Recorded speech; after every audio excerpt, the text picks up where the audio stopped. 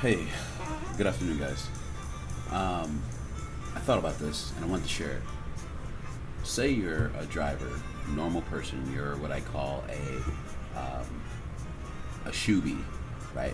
I don't know if you guys remember Rocket Power, but you're a shoebie. You're just a normal person. You're not a car enthusiast, and you're driving your car. You have no motor knowledge. You have no car knowledge.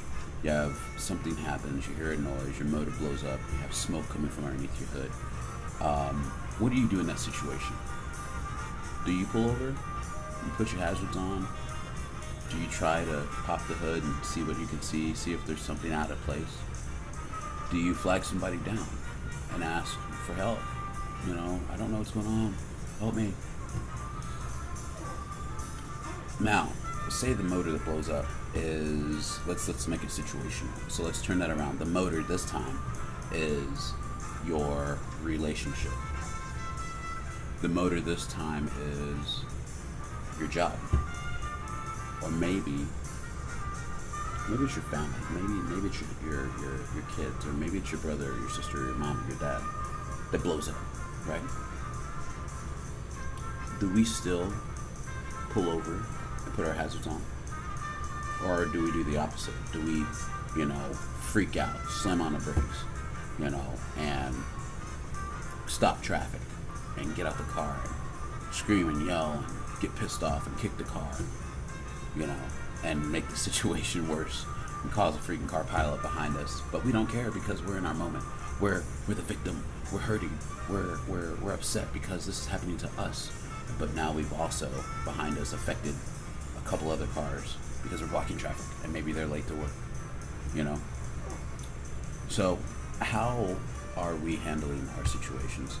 How is it that by handling our situations we affect others that might not even know us? Because that chip on your shoulder from having a relationship blow up in your face, the chip on your shoulder that you have from, your job blowing up on you, maybe you got fired, maybe you quit because of a disagreement. That same chip translates into actions, into demeanor. It translates into how you talk, and then all of a sudden, boom, you shoulder bump somebody inside Quick Trip.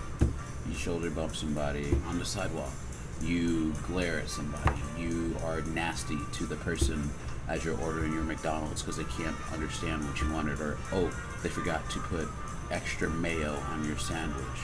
Something that's very small now becomes this big ordeal because you're the person that in the car situation you've slammed on your brakes because your motor's blown up, you're pissed off because you're going to be late for work, you're causing traffic, you're kicking your car, you're pissed off, and everybody's yelling at you, and you're yelling back at them in a car, and you're yelling at the skies in the heaven, and you're cussing, and it's just not a bad ordeal. What is the meaning of this? The meaning of this is this. As we have things blow up in our life, whatever that motor may be for you, you gotta reach out. There's a certain way to handle things. And I'm always willing to make myself available for those of you who, need somebody to listen. I've helped a couple of my friends, actually several of my friends now. It's been more than a couple. And I've been able to provide a sound ear, or a sound voice, and an ear to listen. How we handle our situations can also determine how soon we can progress past the problem. How soon we're able to find a solution can determine how fast we can move past that problem.